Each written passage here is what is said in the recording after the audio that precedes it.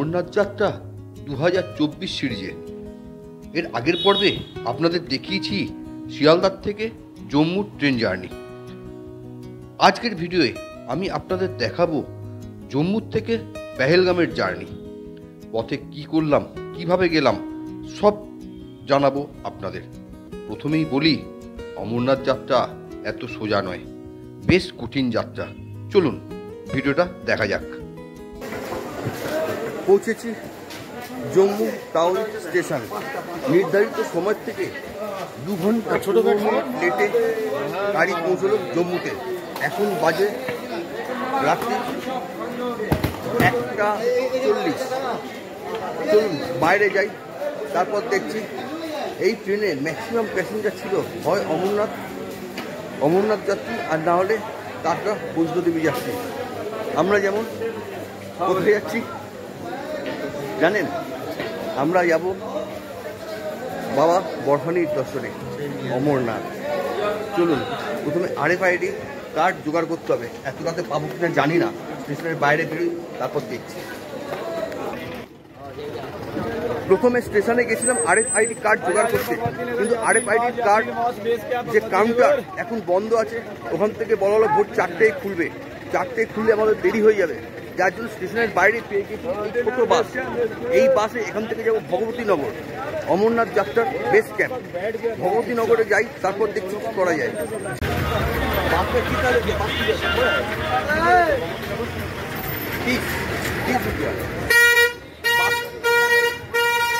এই ছোট বাসে যদি যান তাহলে জম্মু স্টেশন থেকে ভগবতীনগর নেবে 30 টাকা ভাড়া। এখান থেকে আপনি অটোও যেতে পারেন শেয়ারে।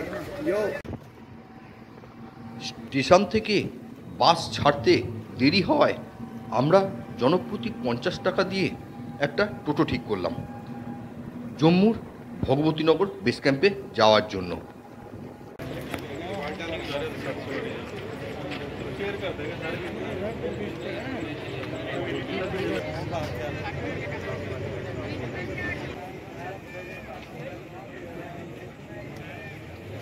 আমি এখন রয়েছি ভগবতীনগর বেস ক্যাম্পের থেকে 200 মিটার দূরে। ব্যারিকেড করা আছে, যেতে দিচ্ছে না। তার কারণ অলরেডি কনভয় বেরিয়ে গেছে ভগবতীনগর থেকে। আজকের কনভয় এখানে কনভয় সিস্টেমে, মানে সামনে পেছনে এক্সপোর্ট করে গাড়িগুলোকে নিয়ে যাওয়া হয় বালতাল এবং পেহেলগামের উদ্দেশ্যে। আমাদের ট্রেন লেট করার জন্য আমরা সময় মতো এসে পৌঁছতে পারিনি, সুতরাং আজকের দিনটা পুরো বেকার। জানি না কি করব, পরে প্ল্যান করছি। আপাতত দাঁড়িয়ে আছি 200 মিটার আগে একটা স্ট্যান্ডে। আমার পেছনে দেখুন কত লোক দাঁড়িয়ে, সবাই দাঁড়িয়ে দাঁড়িয়ে আমরা কনভয় উপভোগ করছি। ট্রেনটা যদি লেট না করতো, হয়তো এই কনভয়তে আমাদেরও জায়গা হতো। আর RFID কার্ড সেটাও আপাতত বানানো হয়নি। ভগবতীনগর বেস ক্যাম্পে যাই, তারপর RFID কার্ড কীভাবে বানায় না বানায় এবং যাওয়ার কি ব্যবস্থা করা যায় জানাচ্ছি আপনাদের।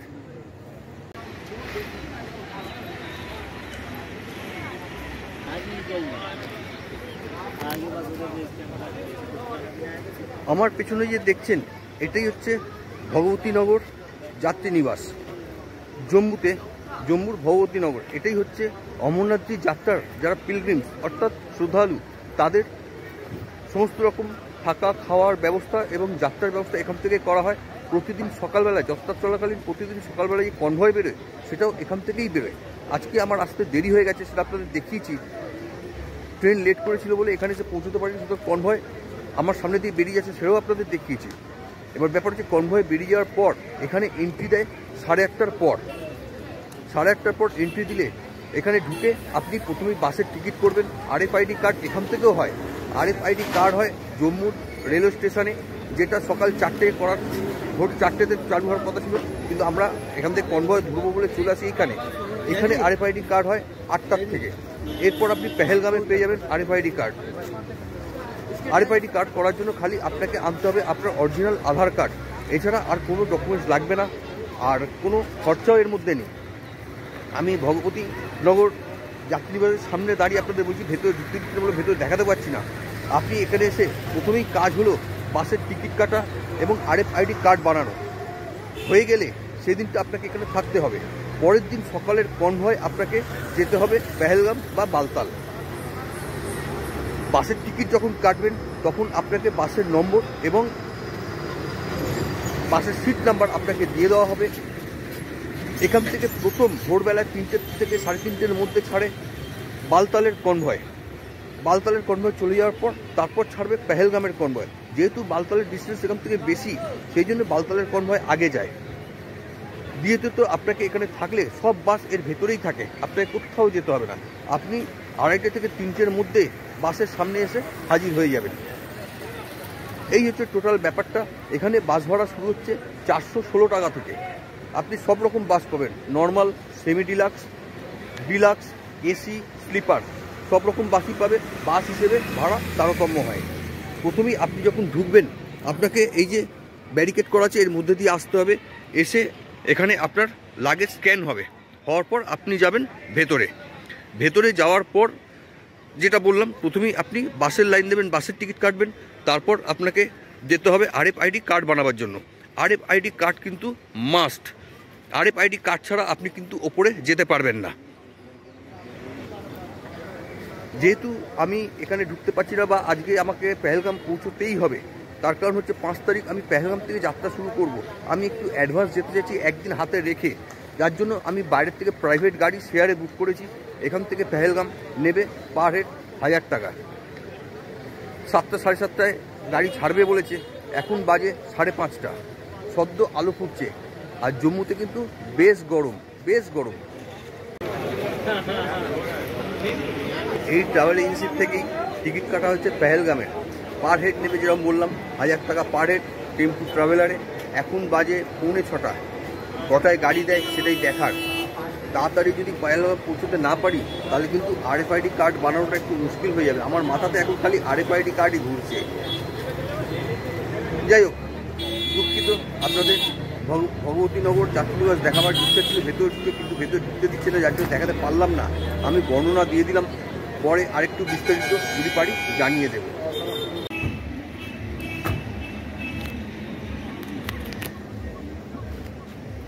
এই ট্রাভেলার গাড়িতেই আজকে হবে আমাদের জার্নি জম্মু থেকে পেহেলগাম। চলুন যাত্রাটা শুরু করা যাক।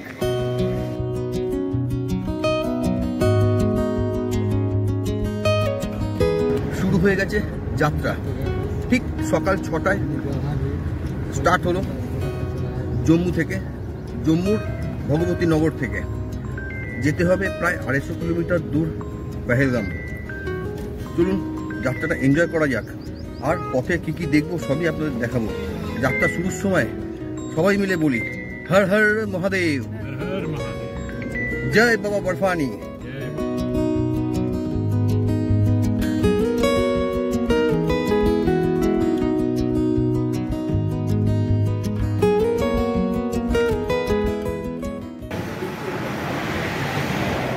পথে যেতে যেতে এক জায়গায় দাঁড়িয়েছি ব্রেকফাস্টের জন্য। ব্রেকফাস্ট না, চায়ের জন্য। এখানকার পনির পকোড়া নাকি বিখ্যাত, যার জন্য 1 প্লেট পনির পকোড়া নিয়েছি আমরা, আর চা খেয়ে দিয়ে আবার যাত্রা শুরু হবে পেহেলগামের উদ্দেশ্যে। জম্মু থেকে মোটামুটি এখনো পর্যন্ত 16 কিলোমিটার এসেছি, তার বেশি না। ওয়েদার খুব সুন্দর। জম্মুতে যতটা গরম লাগছিল এখানে ততটা গরম নেই। চলুন খেয়ে নিয়ে যাত্রাটা আবার কন্টিনিউ করা যাক।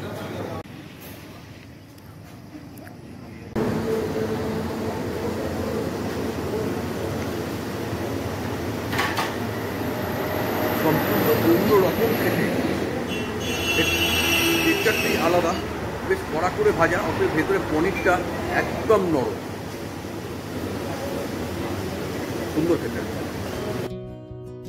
এরপর পথের ধারের নৈসর্গিক শোভা দেখতে দেখতে আমরা এগিয়ে চললাম পেহেলগামের উদ্দেশ্যে। একটা কথা তো বলাই হয়নি, আজকে আমাদের সফর যিনি করাচ্ছেন সেই আকিল আহমেদ ভাই খুব ভালো মানুষ। আপনারা যদি আসেন কখনো কাশ্মীর ট্রিপ করতে, তাহলে অবশ্যই ওনার বলা মোবাইল নাম্বারে যোগাযোগ করবেন, উনি ভালো করে ঘুরিয়ে দেবেন, এটুকু বলতে পারি। আপনার নাম্বার বলি ফিরছে 6005743665। স্ক্রিনে আসবে এই মোবাইল নাম্বার, অবশ্যই আপনারা যোগাযোগ করে নেবেন। আর সঙ্গে আছে পিছনে 3 ভাই, এনারা এসছেন ঝাড়খণ্ড থেকে। झारखंड से कहाँ से? चतरा से। नाम बोलिए अपना का। संतोष कुमार, बिट्टू भाई, अरविंद कुमार जायसवाल, चतरा जिला से। जय मां भद्रकाली। জয় ভদ্রকালী। আমরা একসঙ্গে সফর করছি, বেশ মজা করতে করতে, গল্প করতে করতে। চলুন সফরটা এগিয়ে নিয়ে যাই টুয়ার্ডস পেহেলগাম।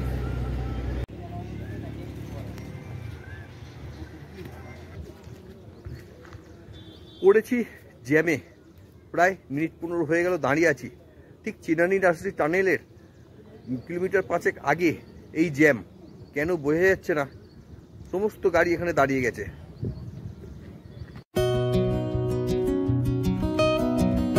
পৌঁছে গেলাম চেনানি নার্সারি টানেল, যা ডাক্তার শ্যামাপ্রসাদ মুখার্জির নামে উৎসর্গ করা হয়েছে।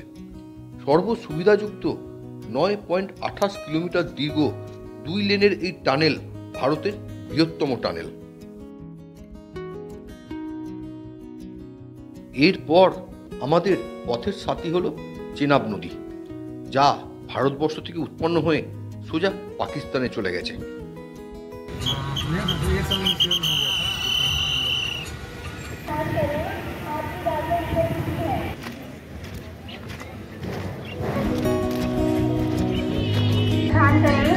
आपकी गाड़ी निकल चुकी है, आपकी गाड़ी छूट सकती है, तुरंत अपनी गाड़ियों की ओर प्रस्थान करें। সকাল 6টায় যে জার্নি শুরু হয়েছিল জম্মু থেকে, জম্মুর ভগবতীনগর থেকে, এখন বাজে 12:30। চলে এসেছি বানিহাল। বানিহালে এসে একটা ভান্ডারায় ঢুকেছি। ভান্ডারা দেখালাম আপনাদের। আমার মনে হয় সব থেকে বড় ভান্ডারা এই পথে বোধহয় এটাই, অন্তত কিছু না হলেও গোটা 25 ভান্ডারা স্টল আছে, বিভিন্ন রকম খাবার সাজিয়ে। কি খাবো ভেবে পাচ্ছি না, চলুন কি খাবো আপনাদের দেখাচ্ছি। আর রাস্তায় অসম্ভব চেকিং, প্রচুর প্রোটেকশন। এইটা বুঝতে পারলাম, অমরনাথ তীর্থ করা মানে আপনি একজন ভিআইপি এবং আপনাকে সরকারের তরফ থেকে যথাযথ প্রোটেকশন দেওয়া হবে। আমি খাবারে নিয়েছি আলু পরোটা আর আলু সোয়াবিনের তরকারি, আর আছে দই বড়া। দই বড়াটা দারুণ টেস্ট। পাঞ্জাবি যে ওখানে আছে, পাঞ্জাব থেকে দিয়েছে যে ভান্ডারা, সেখান থেকে নিয়েছি। চলুন খেয়ে নিই। যেতে হবে এখন অনেকটা রাস্তা। পেহেলগাম এখান থেকে এখনো প্রায় 80 কিলোমিটার। কেদারনাথের মতো অমরনাথ যাত্রাতেও খাওয়া দাওয়া জলের কোনো অভাব নেই। আপনি মোটামুটি জম্মুতেই যাত্রা শুরু করার পর থেকে অমরনাথ গুহা দর্শন করে নামা পর্যন্ত খাওয়া জল কোনো অভাব নেই। আলু পরোটা দই বড়া খাবার পর চলে এসেছি আর একটা ভান্ডারে। সেখানে নিয়েছি একদম দেশি ঘিয়ের হালুয়া। হালুয়াটা খাই,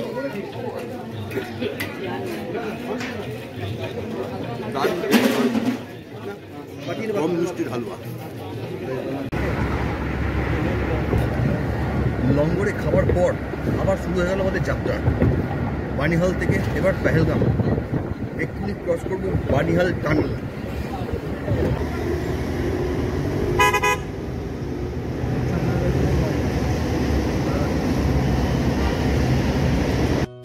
ভারতবর্ষের বৃহত্তম টানেলগুলির মধ্যে এই বানিহাল টানেল অন্যতম। 8.45 কিলোমিটার দীর্ঘ এই টানেল জম্মু থেকে শ্রীনগরের দূরত্ব অনেকটাই কম করেছে ও বানিহালের সঙ্গে কাজিগুন্ডকে যোগ করেছে।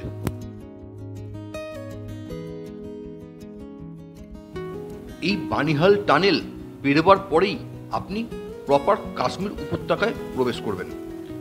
আমরাও কাশ্মীর উপত্যকায় প্রবেশ করে অনন্তনাগ থেকে পেহেলগামের রাস্তা নিলাম। পেহেলগামের অপার প্রাকৃতিক সৌন্দর্য উপভোগ করতে করতে আর লিডার নদীর সাথে চলতে চলতে পৌঁছে গেলাম পেহেলগাম।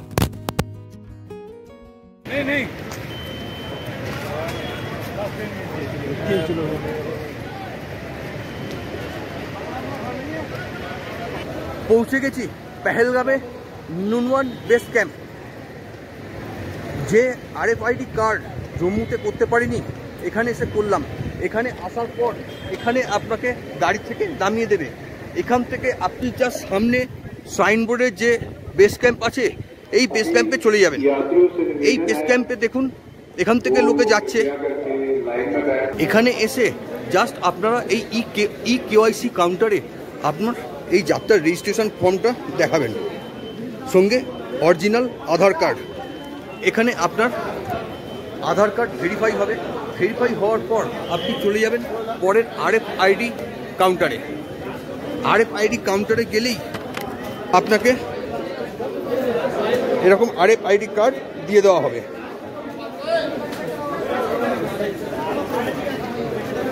যেটা করতে সময় লাগবে ম্যাক্সিমাম 5 থেকে 10 মিনিট, আমাদের তো 2 থেকে 3 মিনিটের বেশি লাগেনি। যেটা নিয়ে সব থেকে বেশি টেনশন করছিলাম সেটাই খুব তাড়াতাড়ি ফাঁকায় ফাঁকায় পেয়ে গেছে। চলুন, আপাতত কাজ শেষ, এবার যাব বেস ক্যাম্পের ভেতরে।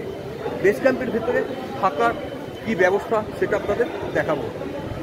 RFID কার্ড হয়ে গেলে এবার চলে আসুন ঠিক পাশে সিকিউরিটি চেক কাউন্টারে। সিকিউরিটি চেক কাউন্টারে এসে আপনাকে ব্যাগ স্ক্যান করতে হবে। স্ক্যান করার পর এখান থেকে ব্যাগ কালেক্ট করুন, তারপর প্রবেশ করুন বেস ক্যাম্পে। এখানে আছে সরকারি পনির রেট এবং টেন্টের রেন্ট কি আছে তার চার্ট। একবার পজ করে ভিডিওটা দেখে নেবেন।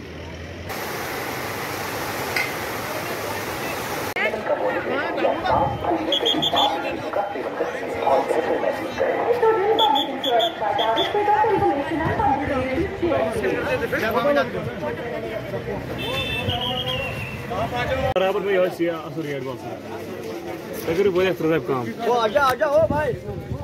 এখান থেকেই হচ্ছে টেন্টের বুকিং। টেন্টের বুকিংয়ের সিস্টেম হচ্ছে একটা টেন্টে 6টা কি 8টা বেড আছে। যদি বেড হয় তাহলে পার বেড 400 টাকা, আর যদি মাটিতে বিছানা হয় তাহলে পার বিছানা 300 টাকা। চলুন টেন্টটা আপনাদের দেখিয়ে দিই একবার। আপনাদের যেরকম বললাম এখানে 2 রকমের ব্যবস্থা আছে।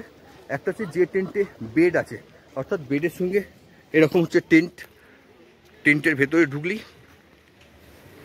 এরকম বেড পাবেন, বেডে আপনি কম্বল তোষক সব কিছু পেয়ে যাবেন। এর ভাড়া পার বেড 400 টাকা। আর একটা আছে এরকম মাটিতে কার্পেট পেতে, এতেও কম্বল পাবেন, বালিশ পাবেন। এর ভাড়া পার হেড 300 টাকা। এক একটা টেন্টে অন্তত 8 থেকে 10 জন থাকতে পারবে। তবে আমি বলবো যদি সেরকম হয় তাহলে টেন্টের থেকে হোটেল, আমার ব্যক্তিগতভাবে হোটেলে থাকা ভালো। তার কারণ আপনি যদি 400 টাকা করে এখানে পার হেড থাকেন, আপনারা যদি 2 জন থাকেন তাহলে 800 টাকা পার ডে দিতে হবে। আপনি হোটেলে 1000-1200 টাকায় ভালো রুম পেয়ে যাবেন।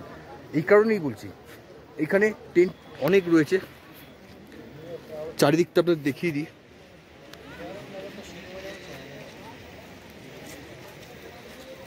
প্রচুর টেন্ট আছে। এই টেন্টের জন্য টয়লেট কিন্তু রয়েছে বেশ খানিকটা দূরে। অনেকগুলো টয়লেট রয়েছে কিন্তু কমন টয়লেট, কিন্তু টেন্ট থেকে আপনার অনেকটা যেতে হবে টয়লেটে। আর ঠান্ডা জল গরম জলের সেভাবে কোনো গ্যারান্টি নেই, পেতেও পারেন নাও পেতে পারেন। সেই চিন্তা করেই আপনাকে টেন্টে থাকতে হবে। আপনাকে আমি থাকতে বারণ করিনি বা আপনাকে হোটেল থাকার জন্য জোরও করিনি। আমার ব্যক্তিগত যেটা মতামত সেটা আপনাদের জানালাম। আমি ঠিক করছি হোটেলে থাকবো। চলুন যাই পেহেলগামের দিকে। এই হচ্ছে টোটাল ব্যবস্থা অমরনাথ যাত্রার। খুব ভালো ব্যবস্থা, খুব সুন্দর ব্যবস্থা। যদি আমরা নিজেরা একটু শৃঙ্খলাবদ্ধভাবে করি তাহলে কোনো অসুবিধা হওয়ার কথা নয়।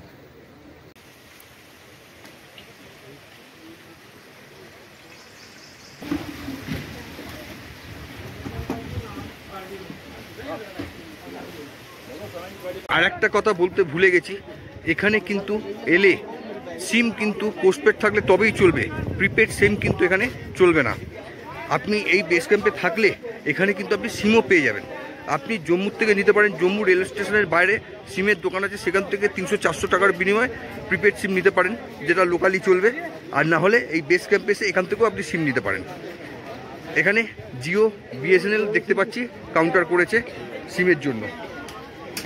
আর বেস ক্যাম্পে যদি থাকেন তাহলে খাওয়া কিন্তু সম্পূর্ণ ফ্রি। কারণ একটু কেনাকাটা করতে চান, যেটা আপনি আনতে ভুলে গেছেন বা আপনার প্রয়োজন, এখান থেকে আপনি কিনতে পারেন।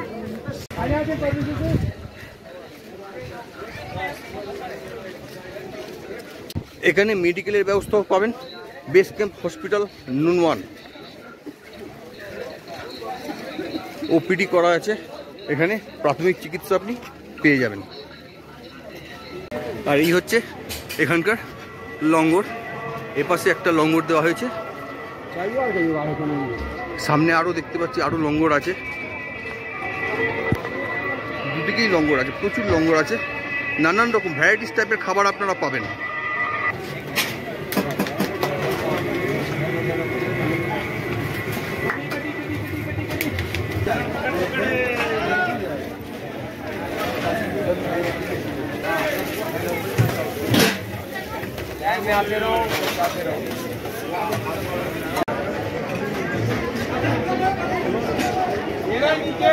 এখন বাজে বিকেল 4:30, একটু চা খাওয়া যাক। নিয়ে নিয়েছি চাটা খাওয়া যাক, তারপর আবার আসছি।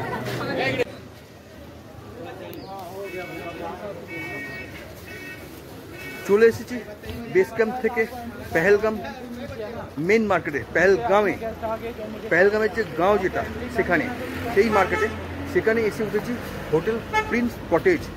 চলুন আপনাদের আমি রুমটা দেখিয়ে দিই। এই হচ্ছে hotel Chandanwari road prince cottage. চলুন ভেতরে নিয়ে যাই।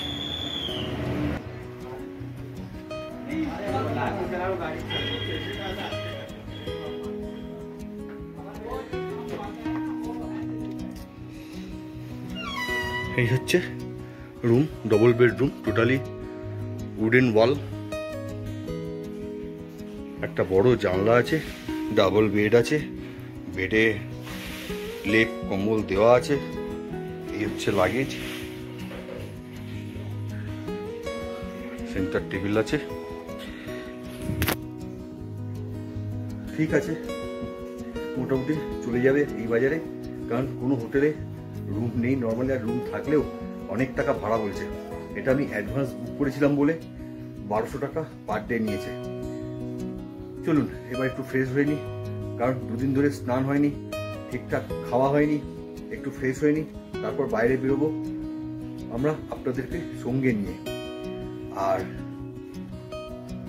ভিডিও দেখতে থাকুন, ভালো লাগলে অবশ্যই লাইক শেয়ার করবেন, আর চ্যানেলে নতুন হলে সাবস্ক্রাইব করবেন। আর এই হচ্ছে এখানকার বাথরুম, বেশ বড় বাথরুম, কমোড আছে, বেসিন আছে, আর আছে গিজার, সবকিছুই ঠিকঠাক কাজ করে। আমি ফ্রেশ হয়ে গেছি, এবার আমরা বেরোবো একটু মার্কেটে ঘুরতে, সঙ্গে আপনাদেরও নিয়ে যাবো। মার্কেটটা একটু ঘুরে এসে তারপর রাতের বিশ্রাম।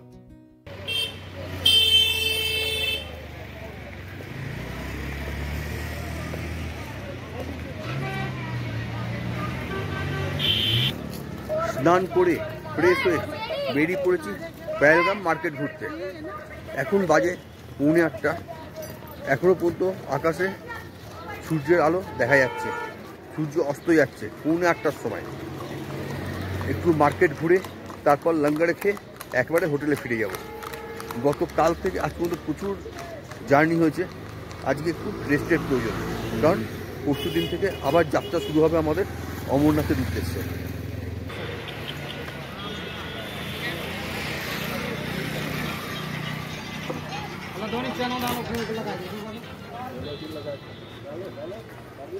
ফুচকা, ঝালমুড়ি রাস্তায় বিক্রি হচ্ছে, জাস্ট কলকাতার ফিলিংস, খালি হিল স্টেশন। আর ঠান্ডা এখানে খুব একটা নেই, খুব বেশি হলে 18-19 ডিগ্রি হবে, তার বেশি নয়। ঠিক আছে, একটা ফুলাতা গেঞ্জিতে সাফিসিয়েন্ট।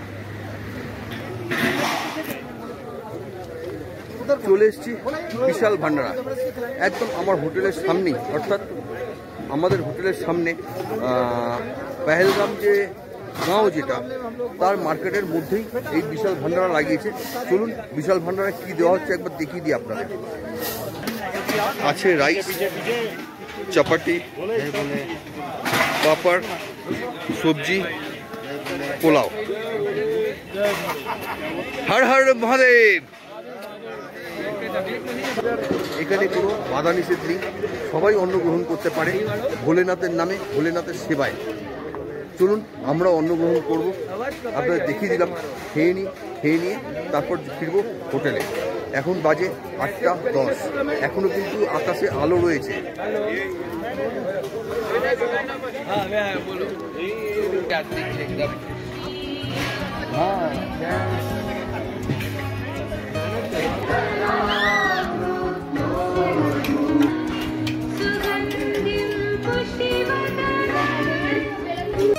ডিনার করে আমরা ফিরে এসেছি হোটেলের রুমে। এখন বাজে 9টা। আজকে একটু তাড়াতাড়ি শুয়ে পড়বো, তার কারণ দুদিন ধরে হেক্টিক জার্নি হচ্ছে। আজকের দিনটা তো খুবই গেছে, কালকে রাত্রিরও সারা রাত্রির ঘুম হয়নি। যাই হোক, ভান্ডারে কি খেলাম আপনাদের দেখালাম, ভালোই খেলাম। খেয়ে একটু মার্কেট ঘুরে 9টার সময় ঢুকে পড়লাম হোটেলে। চলুন এই ভিডিও আর বাড়াবো না, সবাই ভালো থাকবেন, সুস্থ থাকবেন, দেখতে থাকবেন গুড ভাইব চ্যানেল। যদি ভিডিও ভালো লাগে লাইক শেয়ার করবেন, যদি নতুন হন সাবস্ক্রাইব করবেন। Bye bye, good night. সবাই ভালো থাকবেন, সুস্থ থাকবেন, আনন্দে থাকবেন।